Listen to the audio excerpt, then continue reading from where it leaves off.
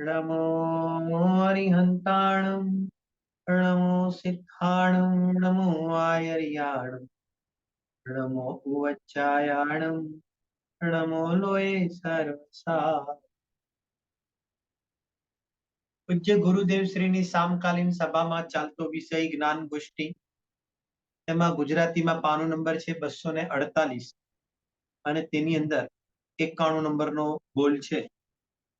અહો, આચાર્ય દેવે તો ત્યાં સુધી કહ્યું છે કે જીવ, તું તીર્થે જઈશ નહીં, ગુરુની સેવા કરીશ નહીં, દેવની સેવા કરીશ નહીં. અહીં શુભ છોડીને અશુભમાં જવાનું કહ્યું નથી, પણ શુભની રુચિ છોડાવી છે. નીચલી અવસ્થામાં શુભ નહીં છૂટે, પણ શુભની રુચિ છોડાવી છે. શુભની રુચિ છોડાવી એટલે શું? કે શુભ ભાવમાં હકીકતમાં ધર્મ માનવો, તો કે છે કે તેવી માન્યતા છોડાવી, તેનું નામ જ શુભની રુચિ છોડાવી છે. ચોથા ગુણસ્થાનની અંદર જ્યારે આત્માનો અનુભવ થઈ ગયો, તો ત્યાં આગળ શુભભાવ તો છે. જયસેન આચાર્ય દેવની ટીકામાં આવે છે પ્રવચન સારની અંદર કે ચોથા ગુણસ્થાનથી તો વધતો થકો શુભોપયોગ, એવો શબ્દનો પ્રયોગ ત્યાં કર્યો. ઉપયોગની ચર્ચા કરી. તેમાં તો કહેવાનું તાત્પર્ય શું છે કે ઉપરથી તો ચોથા ગુણસ્થાનથી જ્યાં આત્માનો અનુભવ થઈ ગયો, ત્યારબાદ તો હકીકતમાં શુભ ઉપયોગની એની ક્વોલિટી બી બદલાઈ ગઈ. તેને કહેવાય કે હકીકતમાં તો હવે એ સાચા અર્થમાં ત્યારે વ્યવહાર નામ પામ્યું. એની પહેલા વ્યવહાર ભાસ રૂપમાં નામ પામતો, પણ હવે તો નિશ્ચય સહિતનો જે વ્યવહાર છે તે વ્યવહાર નામ હવે પામ્યો છે. એના જે શુભભાવ જે છે, તો એ શુભભાવ એ વિશુદ્ધિ સાથેના, શુદ્ધતા સાથેના શુભભાવ છે. અને એ શુભભાવની અંદર તો ડે બાય ડે શું થતું જાય છે કે ડે બાય ડે ભૂમિકા અનુસાર તેની અંદર કે છે કે વધારો થતો જાય. કેમ? તો એનો જે વધારો થયો તેની સામે બીજું શું થયું? કે તેની સામે પાપની હાનિ થતી ગઈ, અશુભ ભાવની હાનિ થતી ગઈ, શુભ ભાવનો વધારો થતો ગયો. અને શ્રદ્ધાની અંદર જે શુદ્ધતા વર્તે છે તે તો વર્તે જ છે. એ તો તત્વ વિચાર, તત્વ નિર્ણયના બલે કે છે કે તે પુષ્ટ થતી જાય છે. આમ શુભ ભાવ ભૂમિકા પ્રમાણે નથી છોડાવવામાં આવતા, પણ શુભ ભાવની રુચિ છોડાવવામાં આવે છે. એ કહેવા માંગે છે. જો 92 નંબર, વસ્તુ સ્વભાવને ઉલ્લાસ અને મહિમા પૂર્વક વિચારતા વિચારતા એ જ્યાં જ્ઞાન સ્વભાવના ઊંડા મહાત્મમાં જાય છે, ત્યાં એને આત્માનો અનુભવ થાય છે. આપણે લગભગ ગયા વખતે અથવા તો એની પહેલાના લેક્ચરની અંદર આ વાત ઉપર આપણે વધારે વજન આપ્યું હતું. તમારા બધાનો ખ્યાલ ગયો હોય તો આપણે એ વાત પર ટોપિક આખો ચાલ્યો હતો કે હકીકતની અંદર માર્ગમાં ભાવ કામ કરે છે, જ્ઞાન એટલું કામ નથી કરતું. એનો અર્થ જરા બરાબર સમજજો. જ્ઞાન જે કામ કરે છે, પણ એ જ્ઞાનની સાથે જો ભાવ જોડાય છે, તો તે એની પ્રયોજનની સિદ્ધિ થાય છે, વિશેષ કાર્યકારી થાય. પરંતુ જો ભાવ નથી જોડાતા, તો એકલું જે જ્ઞાન છે એ ક્યારે પણ કામ કરવાનું નથી, એમ કહેવાનો આશય છે. એમ અહીંયા આગળ પણ વાત શું કરી? વસ્તુ સ્વભાવને ઉલ્લાસ અને મહિમા પૂર્વક વિચારતા વિચાર. વસ્તુ સ્વભાવનો વિચાર. જો વસ્તુ સ્વભાવમાં શું લેવું, તો શોર્ટ કથન તો એમ પણ આવશે જ્ઞાયક સ્વભાવ, કારણ કે એ સર્વોપરી, કારણ કે એ હું છું. એનું પોતાનું મારું અસ્તિત્વ, મારી મોજૂદગી, મારું વજૂદ, બરાબર ને? એવો મારો એ જ્ઞાયક સ્વભાવ, અકર્તા સ્વભાવ, એ તો મૂળ છે વસ્તુ સ્વભાવ. પણ અહીંયા આગળ કોમન વાત છે. અહીંયા આગળ એવું બને ને કે જ્ઞાયક સ્વભાવ સુધી ઉપયોગ જે પહોંચે છે, એની પહેલા પણ વસ્તુ સ્વભાવનો નિર્ણય, વસ્તુ સ્વભાવની વિચારધારા ચાલતી હોય. 6 દ્રવ્યમાંથી કોઈ પણ દ્રવ્યના દ્રવ્ય ગુણ પર્યાયની સ્વતંત્રતા ઉપર પણ વિચાર ચાલતી હોય, તો તે પણ વસ્તુ સ્વભાવના અંતર્ગત છે. ઉપાદાનથી કાર્ય થાય છે, ખરેખર નિમિત્તો અકિંચિત કર છે. ઓહો, આ દ્રવ્યની અંદર આવી રીતે કેવી શક્તિઓ પડેલી છે. તો આવી રીતે પણ વસ્તુ સ્વભાવનો શું આવે? કે મહિમા આવે, વસ્તુ સ્વભાવનો ઉલ્લાસ આવે. આખું જગત સ્વતંત્ર છે. આવો વિચાર કરતા કરતા શું થઈ જાય કે વસ્તુ સ્વભાવનો મહિમા આવે. આમ વસ્તુ સ્વભાવનો જે મહિમા, જે શબ્દનો પ્રયોગ કરવામાં આવ્યો છે, ઘણો વ્યાપક છે. એની અંદર ઘણા બધા અર્થ એની અંદર જેને કહેવાય સમાહિત છે. આવી રીતે 7 તત્વોનો વિચાર કરતા કરતા, આત્માનો વિચાર કરતા કરતા, આત્માની અનેક પ્રકારની ખૂબીઓનો વિચાર કરતા કરતા અંદરમાં રોમાંચ આવવું બહુ અગત્યનું. જેમ કોઈ બેન સાડી લેવા જાય ને, તો જેને કહેવાય કે 2 જોઈ, 4 જોઈ, 10 જોઈ, 12 જોઈ, 15 જોઈ, અને પછી સમજો કે એવી જ એક નજર જતી રહી જે કબાટની અંદર, અને તરત જ ત્યાં ધ્યાન ગયું કે ભાઈ તમે આ સાડી ખોલીને બતાવજો. અને તરત જ ખોલતાની સાથે જ એને જેટલી પણ અત્યાર સુધી 15-20 સાડી નાખી, પરંતુ તેની અંદર એને કોઈ અચિંત્યપણું ના લાગ્યું. પણ જેવી આ 15મી કે 16મી સાડી નાખી, તો અંદરથી જ એને કહેવાય કે અચિંત્યપણું લાગ્યું. આ એવી જ રીતના એ જે ખરીદી કરે છે, હવે તે સાડીની પસંદગી કરીને તેની જે ખરીદી કરે છે, એની પાછળ શું કામ કરી ગયું? કે એનો મહિમા, એનું અચિંત્યપણું કામ કરી. સેમ એ જ પદ્ધતિ છે કે ખરીદીની કિંમત ક્યારે ચૂકવી? કે ત્યારે એને કોઈક વિશેષતા લાગે. એમ રૂટીન આપણા જ્ઞાનની અંદર આપણને આ આત્માની કિંમત ક્યારે ભાસશે? ક્યારે? કારણ કે આપણે આત્માને આવી રીતે સરખી રીતે ખોલીને વારંવાર જોઈશું, તો આવો અચિંત્ય મહિમા આવતા ઉપયોગ અહીંયા આગળ સ્વભાવ સન્મુખ થઈ જાય છે. સ્વભાવ સન્મુખ ઉપયોગ થાય એની પહેલા જૈન ધર્મના સિદ્ધાંત આ તે એ બધું જેને કહેવાય કે યથાર્થ બધું ગોઠવાઈ ગયું જ્ઞાનમાં. અને એ બધાની ઉપયોગિતા પણ છે અને આવશ્યકતા પણ હતી. કેમ? એનાથી અનેક પ્રકારની મિથ્યા બુદ્ધિનો શું થઈ ગયો? કે ધ્વંસ થઈ ગયો. હવે રહ્યો વાત, સામાન્યપણે વાત ચાલે છે મિથ્યા બુદ્ધિનો સ્પષ્ટ ભૂમિકાની અંદર અહીંયા આગળ શું થયું? તમે જૈન ધર્મના સિદ્ધાંતના માધ્યમથી તમે પ્રહાર કરો, અને પ્રહાર કર્યો એટલે શું થઈ ગયું? કે તમે જેને કહેવાય કે આગળ આવ્યા અને તમે ગાયકની એક વ્યવસ્થા, ગાયકની એક દિશા બનાવતા આગળ વધ્યા. અને હવે તમે ગાયકની દિશા બનાવતા તમે જ્યારે આગળ વધો છો, ત્યારે હવે અહીંયા આગળ શું છે? તો કે સ્વરૂપ વિશે વારંવાર મગ્નતા. કે તમે જૈન ધર્મ જ એના માટે શીખવા ગયા હતા, પ્રયોજનના લક્ષ્ય શીખવા ગયા હતા. વસ્તુ સ્વરૂપ કેવી ટાઈપની છે જેનાથી હું સુખી જાઉં, શાંતિ થાઉં, એ બધા લક્ષ્ય તમે શીખવા ગયા હતા. અને એ બધા લક્ષ્યને પાર પાડવા માટે શીખીને આગળ વધીને તમે મૂળ પદાર્થો સુધી જ્યારે તમે વિશેષ રૂપથી પહોંચો છો, અને એનો જ્યારે વિશેષ વિચાર કરો છો, તો મહિમા આવે. અને મહિમા આવતા આવતા જ ઉપયોગ સ્વભાવ સન્મુખ થતા તેને અહીંયા આગળ આત્માની અનુભૂતિ થઈ જાય છે. તે કહેવા માંગે છે. એનું મહાત્મ આવું જાય. અમે અહીંયા મહાત્મ નિલેશભાઈ અમે એમ કઈ કે આપણે એમ કોઈ ચીજ જોઈએ, આપણે ના કઈ કે વાવ, અમે અમે હા, અહીંયા આગળ બરોબર. કે વાવ, કે હા, હા, હા, હા. કે એનાથી બીજું કઈ ઉત્કૃષ્ટ છે જ નહીં. હા, એટલે બરોબર છે. એવી એવી આમ રાઈટ. 100% વાત છે.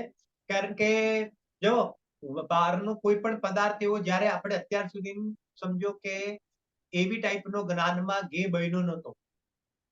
હવે સમજો કે તે પદાર્થ આપણા જ્ઞાનના ગે તરીકે એ બન્યું. અને જ્યારે એ ગે બન્યો, ત્યારે આપણે અન્ય પદાર્થથી તેને અહીંયા આગળ આપણે જુદો ભાષિત થતો જોયો.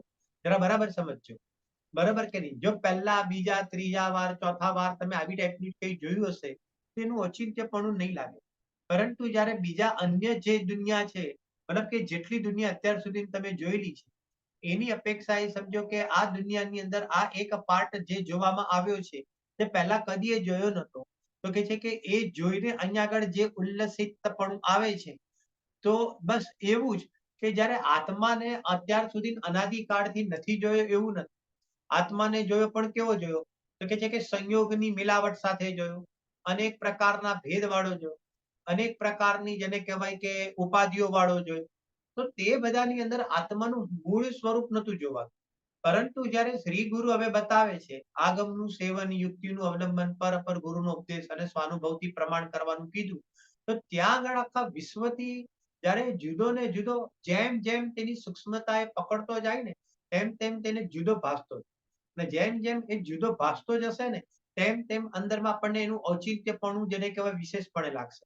ફરીથી બોલું છું, આપણે આત્માને જોઈ તો રહ્યા છીએ. અત્યારે દાખલા તરીકે કોમન વાત ચાલી રહી છે અત્યારે, કે દાખલા તરીકે અત્યારે આપણને કોઈ પૂછે કે તમે આત્માને ઓળખો છો, આ છે તે, અન્ય મતવાળાને પણ કોઈને પૂછી લેશો અમુક છોડીને, એ લોકો બી કહેશે કે આ મેં આત્મા હું, જેને કહેવાય ને, બરાબર કે નહીં? મેરે में भी चेतना है. આ બધા શબ્દના પ્રયોગ તો બીજે બી આવે છે, કઈ કોમન છે આ, જેને કહેવાય. અને એવી રીતે જોઈ રહ્યા છે. પરંતુ અહીંયા આગળ જૈન દર્શનમાં જે રીતે આત્મા બતાવ્યો છે, તો એની અંદર જે આત્મા બતાવ્યો છે, તો આપણે જે અત્યાર સુધી આપણું જે મતલબ કે એના વિશે આપણો જે સોચ હતી, તો કે તે સોચ પર જ અત્યારે તો પ્રહાર વાગ્યો. બહુ સમજવા જેવી વાત છે. અને એ મારી જે આત્મા વિશે જે સોચ હતી, એનાથી આખી જેને કહેવાય કે જુદી અલગ જ પ્રકારની, જેને કહેવાય દ્રવ્ય કર્મ, ભાવ કર્મ અને ન કર્મ, શાસ્ત્રીય શબ્દ પ્રયોગ કરીએ તો, એનાથી જુદો આત્મા અત્યારે તું વર્તમાનમાં જ તું સિદ્ધ સમાન છો. તો આમ જ્યારે તે વિચારની ભૂમિકામાં લઈને પોતાને ઉપાડે છે, તો એનું જે ઔચિત્ય જે છે તે અલગ પ્રકારનું આવે છે. એ આખી દુનિયા તેની અલગ પ્રકારની ભાસે છે. એની અંદર જે રસ ક્રિએટ થાય છે ને તેને લઈને એનો મિથ્યા મોહ ઘણો ભળી જાય છે. મૂળ વાત એ છે કે આવો ઉત્સાહ આવવો જોઈએ. જેમ પંડિત ટોડરમલજીએ મોક્ષમાર્ગ પ્રકાશકમાં તેના માટે એક જ લીટી લખી છે, અહો मुझे तो इन बातों की खबर ही नहीं थी, मैं भूल से प्राप्त पर्याय में तन्मय हो गया, अब इस पर्याय की स्थिति तो बहुत थोड़े काल की है और इस अवसर में मुझे अपना कार्य कर लेना चाहिए क्योंकि सब अवसर आ चुका है. આ 4-5 લીટીમાં પંડિતજીએ કેટલું બધું કહી દીધું, ઘણું પેટ ભરીને કહી દીધું જેને કહેવાય. તો અહો મુજે તો ઇન કહેવાય, આ જે અહો છે ને, તમે જે હમણાં વાવ કીધું ને, એને પંડિત ટોડરમલજી અહો કહે છે. બરાબર? તો અહીંયા આગળ જ્યારે કહે કે અહો મુજે તો ઇન બાત કી ખબર ही नहीं. હવે આ જ્યારે જેને કહેવાય ને, જ્યારે અરે ભાઈ આ તો છે કે જ્યારે શરૂઆતની અંદર લોકો સોનગઢમાં જતા હતા, ત્યારે જે ગુરુદેવશ્રી જે જૈન ધર્મના સિદ્ધાંતો બતાવતા હતા, તો ત્યારે બધા જેટલા પણ મુમુક્ષુ આપણા ભાઈઓ બહેનો છે, તો એ બધાને આવું તો ઓચિંત્ય લાગ્યું. બરાબર, સમજવા જેવી વાત છે. રૂટિંગ વાત તો બધી ધર્મની ચાલતી હતી, ક્રિયાની વાત પણ બધી ચાલતી હતી, લોકો કોઈ પાળતા પણ હતા અને તેને અહીંયા વ્યવહારથી ધર્મ બી જીના ગમની અંદર કહેવામાં આવતું હતું, તો એને જ લોકો ધર્મ માનતા હતા અને એ પ્રમાણેનું ધર્મનું સ્વરૂપ સમજતા હતા અને એ કંઈક પાડ્યું તો ધર્માત્મા થઈ ગયા એવું સમજતા. પણ જ્યારે ગુરુદેવશ્રીએ જ્યારે જૈન ધર્મના સિદ્ધાંતો બતાવ્યા, તો સિદ્ધાંતો બતાવીને ડિફરન્સ શું પડી ગયું કે ડિફરન્સ આ તો પડી ગયો કે અત્યાર સુધી હું બે દ્રવ્યની અભિન્નતા રૂપ અથવા તો બે દ્રવ્યને કર્તા કર્મના રૂપમાં હું એને પરમાર્થથી જોતો હતો, તો આ તો આખી વાત જ આખી અલગ પ્રકારની, આ વાત જ આખી અલગ નિરાલી છે. ભાઈ રોટલી ક્યારે પણ બનાવી શકતી નથી, બનાવતી નથી અને બનાવશે પણ નહીં. ભાઈનું દ્રવ્ય જુદું અને રોટલીનું દ્રવ્ય જુદું. હવે આ મગજની અંદર તે વખતે સાંભળતા જ તેને ઔચિત્ય આવી. આ શું કર્યું? આ જબરજસ્ત મિથ્યાત્વ પર પ્રહાર પડ્યો છે. કર્તા કર્મ સંબંધી મિથ્યાત્વ પર પ્રહાર પડ્યો. જ્યારે આવી રીતે પાંચ ઇન્દ્રિયના વિષય ભોગ ખરેખર આ આત્મા જીવ ભોગવતો નથી. વધારામાં વધારેનો ક્રાઇટેરિયા રાગ સુધી. રાગને ભોગવે બહુ જોર કરો તો એનાથી આગળ તે બહારના દ્રવ્ય ગુણ પર્યાને તો ભોગવી શકતો જ નથી. હવે આવી બધી જે વાત, બધી જે ઉત્કૃષ્ટ સુંદર સુંદર વાતો, જે બધી બે દ્રવ્યની ભિન્નતાની સિદ્ધાંત વાળી જે બધી વાતો સાંભળી, તો ઔચિત્ય લાગે કે કંઈક માલ અલગ છે, ધર્મ કંઈક અલગ છે. આના ધર્મ સાથે શું કનેક્શન છે કે આના ધર્મ સાથે એ કનેક્શન છે કે અત્યાર સુધી હું આમ નતો માનતો, તો અહીંયા આગળ સંકલેશ અને આકુરતાનો પાર નતો રહેતો. હવે વિકલ્પ સ્તર પર પણ હું આનો સ્વીકાર કરું છું, તો અહીંયા આગળ વિકલ્પ સ્તર પર અહીંયા આગળ મને શાંતિ અનુભવાય છે, મને મને મને મને એટલી સંકલેશતા નથી થતી, તો 100% મારું યથાર્થ શ્રદ્ધા થઈ જાય, તો મારી તે સંબંધીની મિથ્યાત્વ સંબંધીની જે સંકલેશતા છે એ કે તેનો અવશ્ય અભાવ થાય જ. આવી રીતે તે અનુમાન જ્ઞાન દ્વારા શું કરવા લાગ્યો? એ કે આવી રીતે તે નિર્ણય કરવા લાગ્યો અને એની અંદર જ પોતાનું વીર્ય શું થયું? એ કે ઉત્સાહિત થતું ગયું અને એમ કરતો કરતો માર્ગની અંદર જોડાતો. જીવો આવી રીતે જ માર્ગમાં જોડાય છે અને આવી રીતે જ પછી વિશેષ વિચારમાં કોઈ ઉપડી જાય, તો તેને જેને કહેવાય કે ઉપયોગ સ્વભાવ સન્મુખ થતા પોતાનું કાર્ય થઈ જાય છે. આમ માર્ગ બહુ સરળ છે. જ્ઞાનની અંદર તેનું ઔચિત્ય ભાસવું જોઈએ. વાત એ ચાલે કે મૂળ મહિમા એનો આવવો જોઈએ. વસ્તુ વ્યવસ્થા, વસ્તુ સ્વભાવ, મૂળ પદાર્થ, 7 તત્વનું સ્વરૂપ, 6 દ્રવ્ય, એની સ્વતંત્રતા, તો કે છે કે આ બધું જે છે એ બધું જેને કહેવાય કે એક આત્મા સુધી પહોંચવા માટેનો જ ઉપાય છે. બરાબર? હવે જો નિલેશભાઈ, એક એક હા, બીજો ક્વેશ્ચન બોલો. છે મને હા, કે હા. આ તમારી વાત એકદમ સાચી છે કે જે પહેલા જે આ બધું શીખ્યું હતું ત્યારે આમ એકદમ આમ અચિંત્ય મહિમા આવતી હતી. હવે એમ લાગે કે જાણે કે ઘણીવાર એમ થાય કે હા આ બધું મને ખબર છે, આ બધું મને ખબર છે. એટલે જે પહેલા જે ઓલો ઉત્સાહ હતો એટલે એવું નથી, પણ આઈ ફાઇન્ડ કે એમાં થોડીક શિથિલતા આવી જાય કે હા, આઈ ડોન્ટ નો વોટ કેવી રીતે કેવું, હા. પણ જે હા, હા, ઉત્સાહનો સમજી ગયો. હવે સાંભળો શાંતિથી, જો આજે એક અલગ ટોપિક નીકળ્યો છે. હવે હું તમને એને આગમના આલોકથી એનો જવાબ આપું છું. સાંભળો. પરીક્ષા મુખની અંદર જરા બરાબર બધા સાંભળજો. પરીક્ષા મુખની અંદર, પરીક્ષા મુખ આપણા ન્યાય શાસ્ત્રોનો એક ગ્રંથ છે, માણિકનંદ આચાર્ય દેવનો. અને ન્યાય દીપિકા, એક બધા ગ્રંથો છે આપણા દ્રવ્યાનુયોગના ન્યાય ગ્રંથો છે. હા એની અંદર એક વાત, બહુ સરસ વાત બતાવી, જેને કહેવાય ને કે ગ્રહિત, એક ટોપિક એવો આવે છે કે ગ્રહિત ગ્રાહી જ્ઞાન જે છે, ધારાવાહિક જ્ઞાન, બરાબર, તે કે છે કે તે અહીંયા આગળ જેને કહેવાય કે પ્રમાણ. તો ત્યાં આગળ ખબર ના પડી કે કેમ પ્રમાણ નથી. જાણેલા પદાર્થને ફરીથી જ્યારે જાણવામાં આવે તો તે જ્ઞાનને ન્યાય ગ્રંથોમાં, ફરીથી બોલું છું સાંભળજો, જે પદાર્થનું તમે જ્ઞાન કર્યું છે તે પદાર્થને ફરીથી જાણવામાં આવે તો તે જ્ઞાનને અહીંયા આગળ જેને કહેવાય કે પ્રમાણ કહેતા નથી.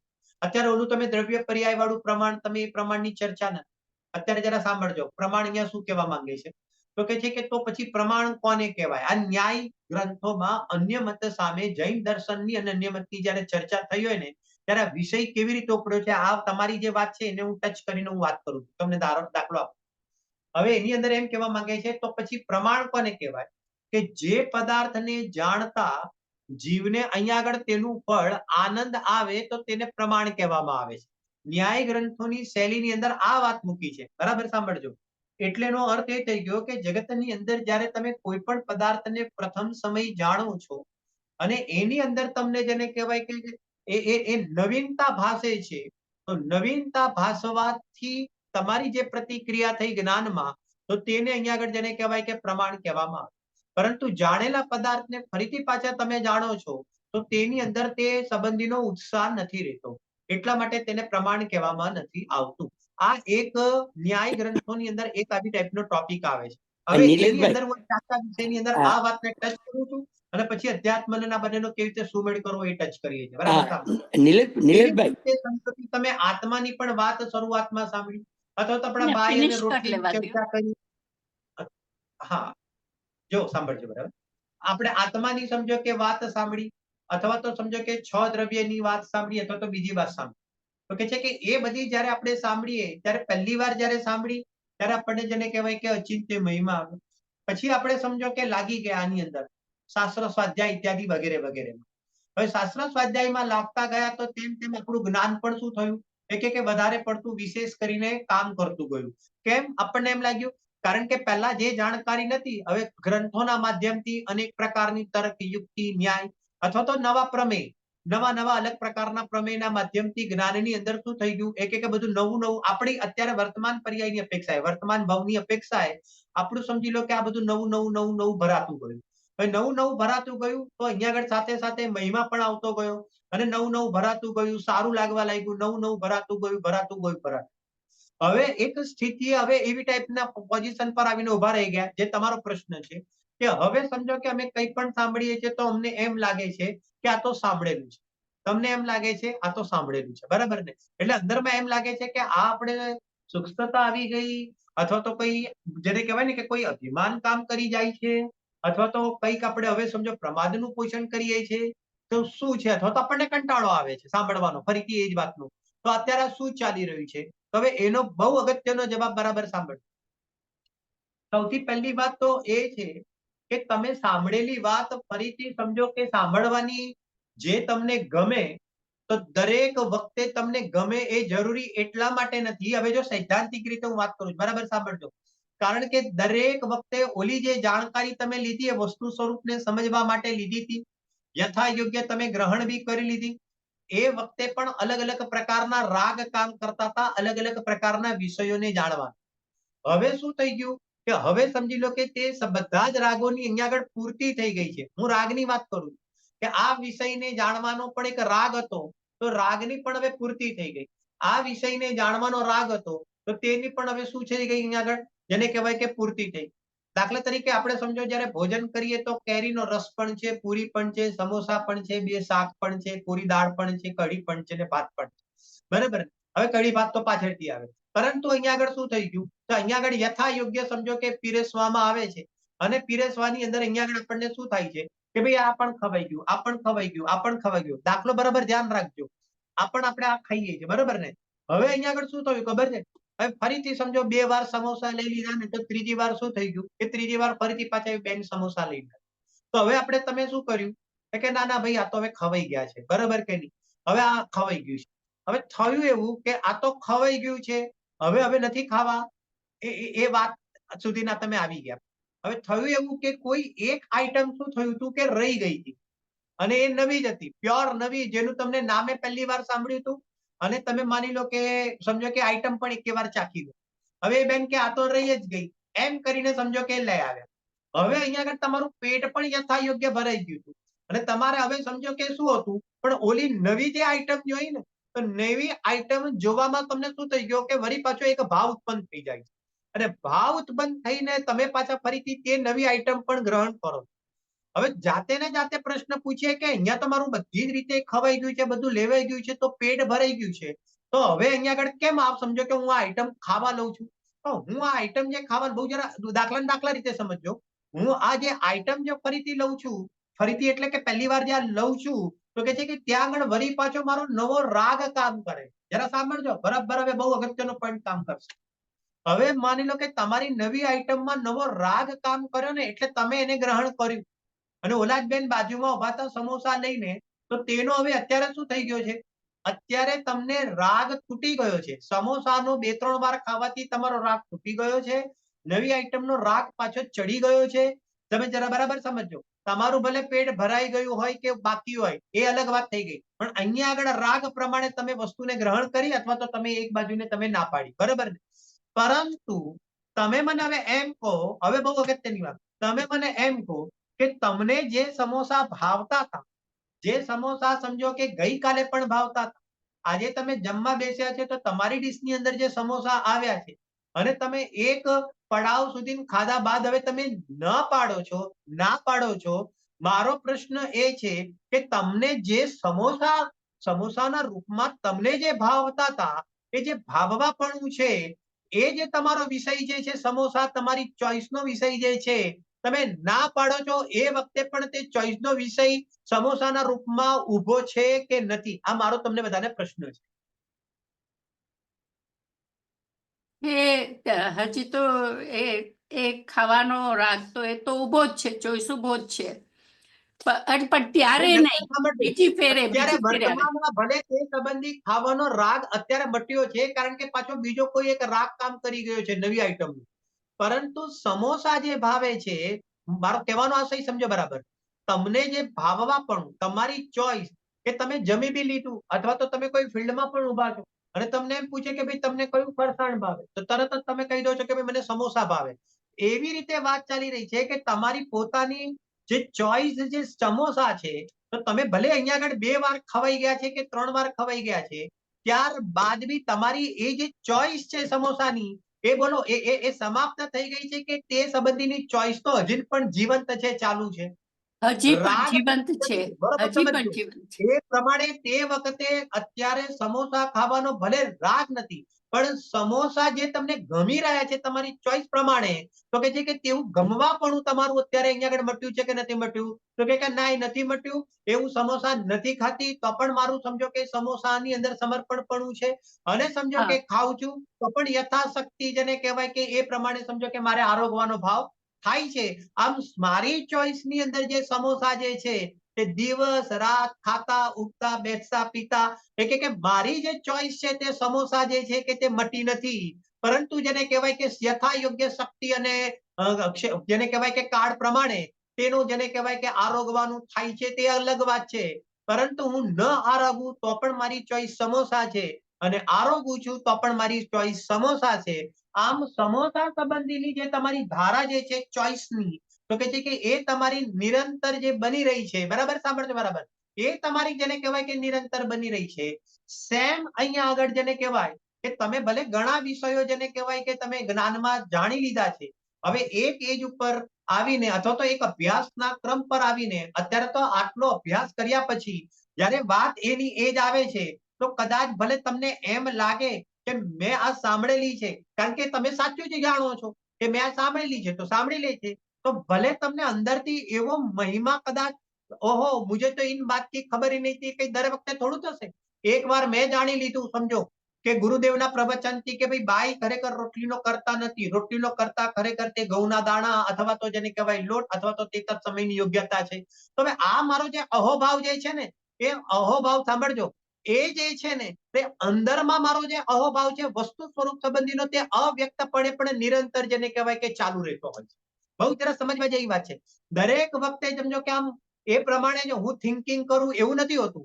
એ તો ક્યારેક વચ્ચે વચ્ચે જેને કહેવાય ભલે આવી જશે, પણ મારી જે અંદરમાં તે સંબંધીની શ્રદ્ધા મૂળ આ કેવું છે કે બાઈ ખરેખર રોટલી બનાવી શકતી નથી, તો કે છે કે આવી જે મારી શ્રદ્ધા જે છે, જેમ સમોસાનું ભાવવું એ મારું જેને કહેવાય કે કાયમ ટકેલું છે, એમ મારી જે આ વસ્તુ સ્વરૂપ સંબંધીની જેને કહેવાય જેટલી પણ જાણકારી આવે છે, તે વાત સંબંધીની જે મારી શ્રદ્ધા જે છે, તે શ્રદ્ધા મારી જેને કહેવાય કે બરાબર મેરી જેને કહેવાય કે ધારાએ મારી પ્રમાણે જેને કહેવાય કે ચાલતી રહે છે, તો મોક્ષ માર્ગની અંદર હકીકતની અંદર આ તમારી જે શ્રદ્ધા છે ને, તો કે છે કે એ કામ કરી જાય છે. કદાચ 4 વાત તમે સાંભળી, એ તો મુનિ ભગવંતોને પણ એવું થશે.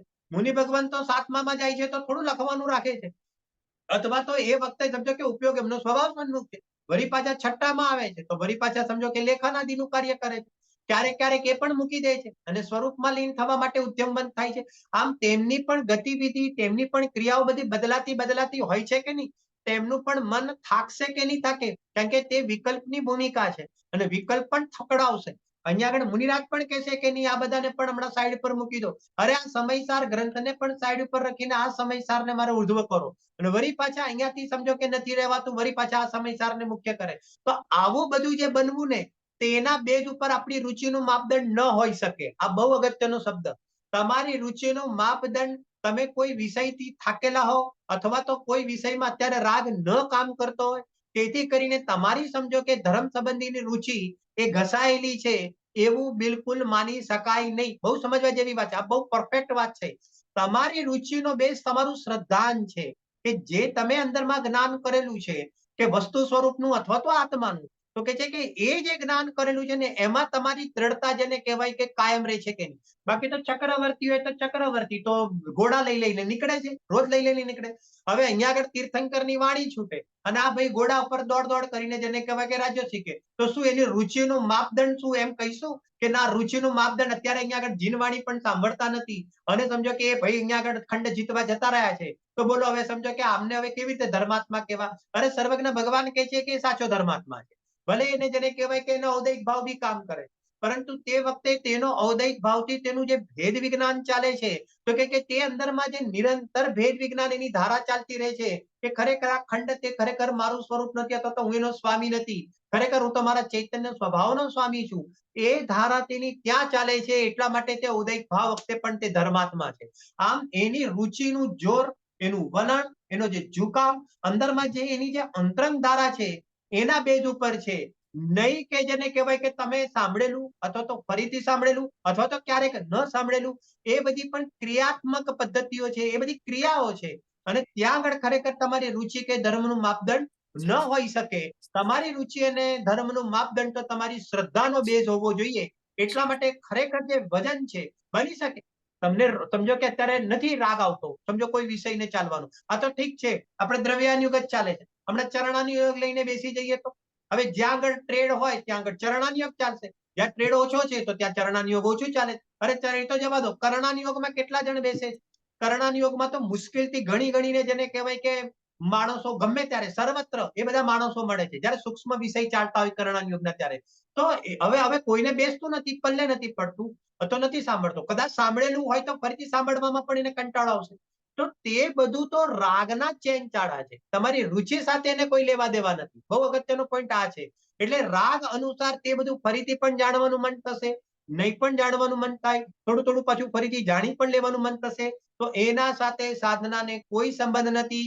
તો હું કોણ છું, મારું સ્વરૂપ શું છું, હું દેહથી ભિન્ન છું, હું અનંત ગુણમય સંપન્ન આત્મા છું. આખું વિશ્વ પોતાના સ્વતંત્ર રૂપે પરિણમન કરે છે. ખરેખર કોઈ કોઈનો કરતા હરતા નથી. હું સ્વભાવે ખરેખર અકર્તા છું. હું અહીંયા આગળ જ્ઞાતા દ્રષ્ટા છું. આ જે તમારો ખિલ્લો જે છે ને, એ જે મેન મજબૂત છે ને, એ જ વારંવાર મજબૂત કરીને આગળ વધવાથી તેને માર્ગની પ્રાપ્તિ થાય છે. ખ્યાલ આવે કે ના? બહુ સરસ, બહુ બહુ સરસ. સરસ. હા, એક કિલો તો મજબૂત જ છે. પણ ઓલો હા. જે ઉત્સાહ આપણે કહીએ ને કે એટલે આમ જીનવાણી સાંભળવાનું તો ખૂબ ગમે. આખો દિવસ એ જ ધંધો છે, જેમ ગુરુદેવ કહે ને મારા પણ જે ઓલો અચિંત્ય મહિમા ઘણી વાર જે આવો જોઈએ ને જો એ જો એનું બીજું સ્વરૂપ બતાવું, સાંભળો. મહિમા શું છે ખબર છે? જો એકદમ સિમ્પલ વાત કરું, બહુ સિમ્પલ, જરા સાંભળજો. આપણે જે અત્યારે મહિમા અત્યારે કહી રહ્યા છે ને, એ હકીકતમાં ઉત્તેજના છે. જરા સમજજો. હવે આખું મેં ટોપિક કહી દીધું ને, હવે બે હા. લીટીમાં એક બીજી રીતે સરસ સમજો તમે. બહુ ગહેરાઈ છે. હવે હું આ જે પોઈન્ટ કહેવા માંગુ છું ને, એમાં બહુ ગહેરાઈ છે. સાંભળજો બરાબર. વાત એ છે, એ તો ઉપયોગ અપેક્ષાની વાત થઈ ગઈ. અને ઉપયોગની સાથે શું છે કે આપણો કોઈક એવો રાગ ભાવ જોડાઈ ગયો ને કે જ્ઞાનની અંદર એક ક્ષયોક્ષમ જ્ઞાનમાં મને વળી પાછી કોઈ બીજી વાત સાંભળવા મળી ને તો મને ગમી ગયું. તો હકીકતમાં તે તો ક્ષયોક્ષમનો મહિમા થયો. બહુ જરા ખતરનાક વાત કરું છું, પણ જરા બરાબર સમજવા જેવી વાત છે. વસ્તુ સમજો. હવે એ તો એવો નિયોગ બન્યો તો પણ ઠીક છે. બની શકે કે તમારે એ ભાગની અંદર તે વાત સાંભળવા ન મળી તો ન પણ મળે. વસ્તુ સમજો કે મતલબ હકીકતની અંદર એ તો ઉત્તેજના છે. જાણવાની જિજ્ઞાસાની ઉત્તેજનાને આપણે મહિમા કહીએ છીએ. ફરીથી બોલું છું, સાંભળજો બરાબર. જાણવાની જિજ્ઞાસાની ઉત્તેજનાને આપણે મહિમા કહીએ છીએ. હકીકતની અંદર ત્યાં મહિમા તો આવે છે, એની ના નથી, પણ એ કદાચ જાણવાની જિજ્ઞાસાની સમાપ્તિ થઈ ગઈ છતાં પણ તે વાત સંબંધીનો જે મહિમા જે છે તો કંઈક બીજા ત્રીજા સમયે અથવા તો સમજો કે થોડા સમય પછી તમારી શ્રદ્ધા દ્રઢ છે ને તો તે મહિમા જતો નથી રહ્યો. બહુ સમજવા જેવી વાત છે. તમે મને એમ કહો, હું તમને એકદમ સરળતાથી દાખલો આપું, તમે મને જવાબ આપજો. આપણે સવારે જિનેન્દ્ર ભગવાનના દર્શન કર્યા મંદિરે જઈને, જરા સાંભળજો બરાબર, અને આપણા પરિણામ બી બન્યા, આપણી વિશુદ્ધિ બી બની, ખરેખર વિશુદ્ધિ બની, અને જિનેન્દ્ર ભગવાનને જોઈને આપણે પૂજા ભણાવી, આ છે તે છે. અને પછી થયું એવું ને કે તમે મને એમ કહો કે આપણે ઘરે આવ્યા, ઘરેની વાત જવા દો, તમે મંદિરમાંથી સમજો કે દાદરો ઉતર્યા અને દાદરો ઉતરીને માની લો કે તમે તમારા રૂટીન કામની અંદર લાગી ગયા અને બન્યું એવું કે આખો દિવસ પણ સમજો કે તમે તમારા એ પ્રમાણે વર્કની અંદર તમે બિઝી રહ્યા. બીજે દિવસે સવાર થયા અને મંદિરે ગયા, તો મંદિરે જાઓ છો ત્યાં સુધી આજના દિવસથી લઈને કાલ દિવસ સુધી બરાબર કે નહીં, તમને જિનેન્દ્ર ભગવાન યાદ જ નથી આવ્યા, ખરેખર યાદ જ નથી આવ્યા. તમે મને એમ કહો, તમને જિનેન્દ્ર ભગવાનનો મહિમા છે કે નહીં? તમે મને જવાબ આપો. છે. એ 24 કલાક, એ જે તમે છે 24 કલાક વિતાવ્યા એ લમણા કૂટમાં વિતાવ્યા અથવા ઘરની જવાબદારીમાં વિતાવ્યા, પુરુષોએ પુરુષોની જવાબદારીમાં વિતાવ્યા, એક્સ વાય ઝેડ એનું કોઈ પણ નામ હોઈ શકે છે. મારો તાત્પર્ય કહેવાનું તાત્પર્ય એ છે કે તમને જિનેન્દ્ર પરમાત્માનો એ બાકીના 23 કલાક મહિમા છે કે નહીં? તો કે છે કે છે તમે ખાલી ત્યાં આગળ ગયા, મંદિરે ગયા એટલે જ મહિમા? તો કે છે કે ના, મહિમાનું સ્વરૂપ એવું છે જ નહીં. જેના પ્રત્યે મને શ્રદ્ધા છે તેની મહિમા મારી રાત્રે ઊંઘતા પણ છે. આ નિયમ ગમે ત્યારે જિંદગીમાં યાદ રાખજો. ફરીથી બોલું છું, હાજી. જેના પ્રત્યે મને શ્રદ્ધા છે, શ્રદ્ધાન એટલે શું પેલા એ બી સમજી લેજો. જેના પ્રત્યે શ્રદ્ધાન એટલે શ્રદ્ધાનું સ્વરૂપ પણ થોડું આસ્થા. વ્યાપક સમજ. જે મને હું આત્માને આત્મા પણ શ્રદ્ધાન એ તો ખરું, પણ અત્યારે મારું શ્રદ્ધાન એટલે કે આ પરમ વિતરાગી દેવ જ છે કે જે મને અનંત દુઃખથી છોડાવવા વાળા છે. આ વ્યવહાર નહીં નું કથન, જરા બરાબર સાંભળજો. બરાબર. આ વિતરાગી દેવ જ છે કે જે મને અનંત દુઃખથી છોડાવવા વાળા છે, કારણ કે એ જ સાચો માર્ગ બતાવનાર છે. આવું મને જે શ્રદ્ધાન છે ને, તો આવું જો મારું શ્રદ્ધાન અડીખમ છે ને તો મને એમનો મહિમા છે અને છે. તમે મને એમ કહો કે તિર્યંજ ગતિનો જીવ છે. બીજો દાખલો આપું, બહુ સરસ દાખલો. નરકનો નારકી છે કે તિર્યંજ ગતિનો જીવ છે, બરાબર કે નહીં? પંડિતજીએ 9મા અધિકારની અંદર એક ટોપિક ઉપાડ્યો છે. અત્યારે એમાં બહુ નથી જતા, પણ એ વાતને લઈને હું અહીંયા વાત કરું છું. તો તમે મને એમ કહો કે એ તિર્યંજનો જીવ જે સમોસરણમાં ગયો છું એની વાત નથી કરતા, પરંતુ એ તિર્યંચનો જીવ જે સમોસરણમાં ગયા વગર પણ સંકિત દશાને પ્રાપ્ત થઈ ગયો છે, એને બોલો અર્યંત પરમાત્માનો મહિમા છે કે નહીં? તમે મને એમ કહો. છે હવે કેવી રીતે છે ખબર છે? પંડિત લબ્ધ મંડળ રૂપે બાબતમાં એમ જવાબ આપો. કહેવાય કે જો લબ્ધ સાંભળજો, રૂપે ચાલે છે. એમને કેવી રીતે મહિમા છે કે દાખલા તરીકે એમને આ અર્યંત કહેવાય અને આવી રીતે એમની પ્રતિમા છે ને એ બધી વાતને કઈ પ્રયોજન જ નથી. મતલબ એને એ બધો ખ્યાલ જ નથી. એને 7 તત્વના નામ પણ આવડતા નથી. પરંતુ સમજો કે એને જે આંશિક કણિકામાં જે આનંદ જે વેદનનું થયું એના પરથી એને પોતાના આત્માનો જે નિર્ણય કરીને અને જે આત્માનો મહિમા આવ્યો, આત્માનો અનુભવ કરીને જે આત્માનો મહિમા આવી ગયો ને, તો આત્માનો પોતાના આત્માનો આવો મહિમા આવી ગયો કે આખા મહિમા આત્મા આવી ટાઈપનો છે, બરાબર ને? તો જગતની અંદર જેટલા પણ જેને કહેવાય, જરા બરાબર સાંભળજો, જગતની અંદર જેટલા પણ આત્મા છે, ભલે એને આત્માઓનું બીજાનું જેને કહેવાય કે એવી ટાઈપનું જ્ઞાન નથી વિશેષપણે, પરંતુ જેને કહેવાય કે બધાના આત્મા આવી ટાઈપના છે. અને હવે સાંભળજો, આવું બતાવનાર અહીંયા આગળ સમજો કે શ્રી ગુરુ છે. અત્યારે એ સંબંધીનું પણ અત્યારે એને જ્ઞાન નથી, પરંતુ જેને કહેવાય કે તેને સંવર તત્વનું શ્રદ્ધાન છે કે નિર્દ્રા તત્વનું શ્રદ્ધાન છે કે નહીં, અને મોક્ષ તત્વનું શ્રદ્ધાન છે કે નહીં. તો હવે આંશિક કણિકા પ્રગટ થઈ તો સંવર નિર્દ્રા તત્વનું શ્રદ્ધાન આવી ગયું, તો જેને કહેવાય કે પૂર્ણતા કેવી હશે, એનું પરોક્ષ જ્ઞાન એના જ્ઞાનમાં આવી ગયું, તો તેને મોક્ષ તત્વની પણ આવી રીતે તેનું શ્રદ્ધાન થઈ જાય છે. હવે મોક્ષ તત્વનું પણ જો આવી રીતે તેને ઇનડાયરેક્ટલી શ્રદ્ધાન થઈ ગયું, તો મોક્ષ દશાની પ્રાપ્તિ કરવા વાળા અર્યંત અને સિદ્ધ ભાવ મોક્ષ દ્રવ્ય મોક્ષ, તો કે છે કે તે લોકોનું પણ શ્રદ્ધાન તેની અંદર ગર્ભિતપણે આવી જાય છે. એ દેડકાને પૂછવામાં આવે કે તે અર્યંતને જોયા છે કે નહીં, પ્રતિમાના રૂપમાં કે ફોટાના રૂપમાં કે બીજા રૂપમાં ત્રીજા, એ કે મેં જોયા નથી, પરંતુ મોક્ષ તત્વનું શ્રદ્ધાન જેને કહેવાય કે કેવું છે, તો મને એનો મહિમા છે ને, તો એને જેને કહેવાય કે ધારણ કરવા વાળા અર્યંત અને સિદ્ધનો પણ એને ઓટોમેટિકલી મહિમા આવી ગયો. આમ નામ નથી આવડતા છતાં પણ તે પદાર્થનો મહિમા આવી જાય છે. બહુ સમજ, મહિમાનું સ્વરૂપ સમજજો કહેવાનો મતલબ. હવે એની પર્યાયની અંદર એ ગમે તેમ રમતો હોય, ગમે તેમ રખડતો હોય, ગમે તેમ સમજો કે કૂદકા મારતો હોય કે ગમે તે હોય, પરંતુ એનો મહિમા ચાલુ છે કે નહીં, તો કે છે કે તેનો એનો જેને કહેવાય કે મહિમા ચાલુ છે. આમ મહિમા લાવવા માટે અહીંયા આગળ જેને કહેવાય સામે પદાર્થો હોય જ, બરાબર ને, તો કે છે કે ના, શ્રદ્ધાન સાથે જે મહિમા છે તેને જેને કહેવાય કે પ્રત્યક્ષ તે પદાર્થ સામે હાજર હોય ત્યારે જ મને એનો મહિમા આવે, તો જ એ સાચો. એ કે એવું નથી હોતું, બરાબર કે નહીં, પણ મારું શ્રદ્ધાન છે તો મારો મહિમા પણ જેને કહેવાય દિવસ રાત ચાલુ જ છે. બાકી ઓલી શું છે, ઓલી તમારી જિજ્ઞાસા છે, તેની ઉત્તેજના છે, અને પણ ભૂમિકા પ્રમાણ હોય જ, એ પણ આવે. જેમ જેમ સમ્યક જ્ઞાન ચંદ્રિકામાં તેની વાત કરી છે પંડિત ટોડરમલજીએ, સમ્યક જ્ઞાન ચંદ્રિકામાં શરૂઆતમાં પણ તેની વાત મૂકેલી છે. ને પંડિતજી કહે છે જેમ જેમ શાસ્ત્ર અભ્યાસ કરતો જાય છે તેમ તેમ તેનું ફળ બતાવ્યું. તો અહીંયા આગળ કહે છે કે તેનું ફળ શું છે, કે નવે નવી પ્રવે મળતા જાય છે ને કેવળ જ્ઞાન, કેવડી ભગવાન પોતાના જ્ઞાનમાં જે વિષયો જાણે છે તે પરોક્ષપણે આ જીવ પોતે જાણે છે. તો એ કહે છે કે નિરંતર તેને શું થાય છે, એ કે આવી રીતે મહિમા આવતો જાય છે ને, તેની અંદર તેનો રસ પરિપાક વધે છે. વિચાર કરો તમે. તો કહે છે કે આવી રીતે તેનો રાગની બી પૂર્તિ થાય છે, રસ પરિપાક બી વધતો જાય છે. અચ્છા, શ્રદ્ધાન દ્રઢ થવામાં નિમિત્ત કારણ પણ બને છે, એની કોઈ ના પણ નથી. પરંતુ માની લો કે કદાચિત એ બાજુ પર મૂકી દેવામાં આવે, બરાબર કે નહીં, તો તેનો મહિમા ઓછો થઈ ગયો, કોઈ બે ચાર ક્રિયા છૂટી ગઈ તો મહિમા ઓછો થઈ ગયો. અરે હજી આગળ જઈને વાત કરું, તમે બધા તો સ્વાધ્યાય જીવ છો એટલા માટે કહું છું. અરે કદાચ એક બે ચાર પ્રવચન છૂટી ગયા એટલે તમારો મહિમા ઓછો થઈ ગયો, તો કે છે કે મારા મહિમાનો જે ટેકો છે ને, મારા મહિમાનો ટેકો મારું શ્રદ્ધાન તો હોય, પણ મારા મહિમાનો ટેકો એ બહારની ક્રિયા ના હોય. જે આ શાસ્ત્ર અભ્યાસ પણ બહારની ક્રિયા છે, એના ટેકાના બેઝ ઉપર મારો મહિમા ના ચાલવો જોઈએ, મારા શ્રદ્ધાના બેઝ ઉપર મારો મહિમા ચાલવો જોઈએ. એ અગત્યની વાત છે. બરાબર, ખ્યાલ આવે છે? નિલેશભાઈ, હા, બોલો નિલેશભાઈ, ભાઈ. હું એ પૂછવા માંગતો હતો કે આપે જયારે હા. પ્રમાણની વાત કરી હતી ને વચમાં, પ્રમાણ, હા હા તો હા હા આપણે ગુરુદેવના પ્રવચન પછી ઘણીવાર શ્રોતા છે ને એવું કહેતા હોય છે કે પ્રમાણ વચન ગુરુદેવ, હા ઈ એને ગુરુદેવના હાર્દને પકડ્યું છે ઈ બતાવે છે, કે એના રાગની પૂર્તિ થઈ ગઈ ઈ બતાવે છે, કે હજી એને વધારે જાણવાની જિજ્ઞાસા છે. તમે કીધું એ શાસ્ત્રોક્ત રીતે સત્ય છે ઈ બતાવે છે. કારણ કે ઘણા બધા હા ત્રણ ચાર એંગલ મગજમાં લાગે છે કે આમાં શું હોઈ શકે.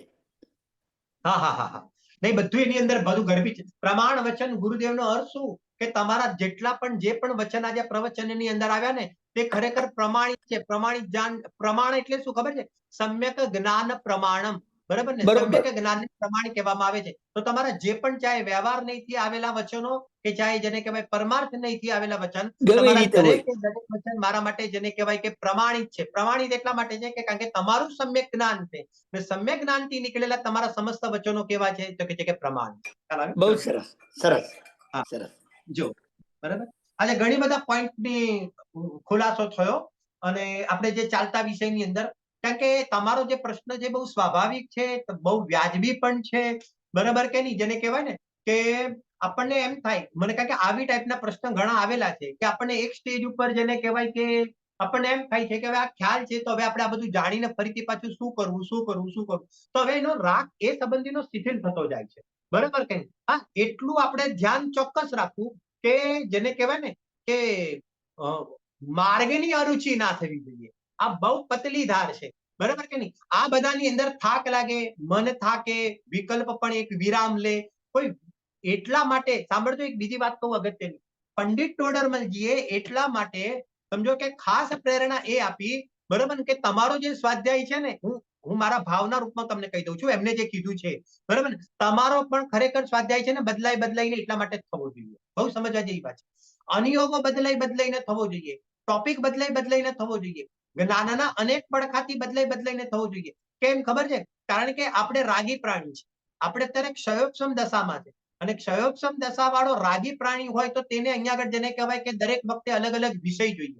તો હવે શું થશે કે આ જીનવાણીના માધ્યમથી જ અલગ અલગ વિષય લઈને પણ આત્માને શું થાય છે ફાયદો? તો કે છે કે તે ખરેખર પોતાની રુચિને પુષ્ટ જ કરતો જાય. એને કોઈ પણ એંગલથી લઈને, કોઈ પણ અનિયોગથી લે, કોઈ પણ એંગલથી લે, તો સરવાળે શું કરે છે કે પોતાનો આત્મા તો બધી જ પ્રકારે જેને કહેવાય કે પુષ્ટ થાય છે અને જ્ઞાનને નવા નવા પ્રમેય મળતા જાય છે ને, તો તેની ચેતના પણ કેવી થતી રહે છે ખબર છે? જાગ્રત થતી રહે છે. તેની ચેતના પણ કેવી થાય છે? તો કે છે કે તેની ચેતના પણ જેને કહેવાય કે ચેતના જાગ્રત થતી રહે છે. મતલબ ખ્યાલ આવે છે કે ચેતનામાં પ્રાણ પુરાતા જાય છે. અરે ચારે અનિયોગ બદલાવીને વાંચવાથી શું થાય છે? તો કે છે કે ચેતનામાં પ્રાણ પુરાતા જાય છે અને એના કારણે શું છે? ઉપયોગ વધારે ટકશે. બહુ અગત્યની વાત હા છે. બરાબર બરાબર છે. આ બહુ એકદમ અગત્યનો પોઈન્ટ છે કે પ્રેક્ટિકલ વાત છે. ઉપયોગ તમારો જીનાગમની અંદર, જીનવાણીની અંદર વધારે ટકતો જશે. નહીંતર ઓલું સાંભળેલું એનું કારણ છે ને આપણને અંગોનું જ્ઞાન થોડું છે. સરવાર સિદ્ધિના જે દેવો છે તો તે લોકોને જેવું જ્ઞાન છે કે એક ચર્ચા આજે કરી તો પછી સમજો કે અસંખ્યાત વર્ષો પછી ફરીથી પાછી તે ચર્ચા વાત જ નથી આવવાની. તે એમને તો અંગોનું કેવી જાતના ઉગાડવાળું જ્ઞાન છે. એવું જ્ઞાન કઈ આપણી પાસે નથી. આપણા બધાની પાસે જે શું છે તો ટોપિક તો બધા જેને કહેવાય કે અહીંયા ને અહીંયા આટલા જ રમવાના હોય છે. પરંતુ બદલાઈને પણ કેમે કરીને શું છે કે જ્ઞાન તમારો સાથ આપશે અને ચેતના જાગ્રત રહ્યા કરશે. તો એ મોહને શું કરવાનું કામ કરશે? એ કે મોહને જેને કહેવાય કે ઓગાળવાનું જ કામ કરે છે. એટલા માટે રાગી પ્રાણીને બુદ્ધિપૂર્વક આવી રીતે બદલાવીને પણ સ્વાધ્યાય અવશ્ય કરવો જોઈએ. વાતી હા ચાલો. બહુ સરસ કેમ કે આમ ટ્રાય કરીએ કે અનુયોગો પ્રથમાનુયોગ ઘણી વાર લઈએ કે પછી ચરણાનુયોગ. હમણાં ઓલા પદ્મનંદી પંચવિંશતિના ગુરુદેવના પ્રવચનો સાંભળીએ છે એટલે એમાં આમ બહુ જ આનંદ આવે એટલે આમ આમ મજા આવે. એ આનંદ જ તમારે આગળ વધવાનું કારણ બને. સમજો તમે એક વસ્તુ સમજો, તમને આખા માર્ગ ઉપર જે એક બહુ સુંદર છેલ્લી વાત પૂરી કરું છું, મારો ટાઈમ બી થઈ ગયો છે. જે એક લીટીમાં પૂરી કરું. હા. તમને આખા માર્ગની શ્રદ્ધા છે ને, જરા સાંભળજો. તમને આખા માર્ગ વિતરાગ માર્ગની શ્રદ્ધા છે ને, તો વિતરાગ માર્ગ ઉપર ચાલવા વાળાની પણ તમને વાત સાંભળવાની ગમશે. આ પંડિત ટોડર આવી પંડિત ટોડર જે બતાવ્યું બહુ સમજવા જેવી વાત છે. ખ્યાલ આવે છે કે નહીં? તેની અંદર સંસાર કેવી રીતે કપાય છે તો તમને કર્ણાનુયોગ પણ ગમશે. મારે ખરેખર જેને કહેવાય કે આ માર્ગ ઉપર કેવી રીતે ચાલવું તેની પણ વાત સમજે. કેમ? કારણ કે તમને આખા માર્ગની શ્રદ્ધા છે. અને જેને કહેવાય માર્ગની શ્રદ્ધા છે તો મૂળ તો દ્રવ્યાનુયોગ છે જ છે કે જેના અવલંબને જેને કહેવાય કે માર્ગના ફાટક ખુલી જાય છે. તો આમે જેને માર્ગની શ્રદ્ધા છે તો તેને આ બધું જ બદલાઈને ગમે. આ એનો નિયમ છે. રાગ તીવ્ર મંદ હોય, સમજમાં તીવ્ર મંદ આવે, કદાચ કોઈ વસ્તુ ક્યારેક આપણે એવોઇડ બી કરીએ, કોઈક વસ્તુને ગ્રહણ કરીએ, એ બધા ઔદયિક ભાવના ચેન ચાડા છે. એનું ટેન્શન લઈને ફરવાની જરૂર નથી. પણ માર્ગ ગમ્યો છે તો આ બધું જ ઓલ એવરેજ જેને કહેવાય સાધક જીવને ગમે. બરાબર? એવી અવસ્થા છે. ચાલો. Thank you. નિલેશભાઈ, તમે તો ઘણું સરસ સમજાવ્યું, પણ ભાનુબેનનો હા, હા. આભાર કે મને એવા ભાવ થતા હતા પણ આવો પ્રશ્ન પૂછવાનું કોઈ દિવસ થયું હા. નહીં. તો આજે હા, ભાનુબેનનો હા. પણ આભાર ને તમારો ઘણો આભાર. ના. અરે આભાર શું, આભાર ગુરુદેવ. ચાલો. જાવાણી કે જ્ઞાન સે सूझे लो कालो सो वाणी मस्तक नम सदा देतम।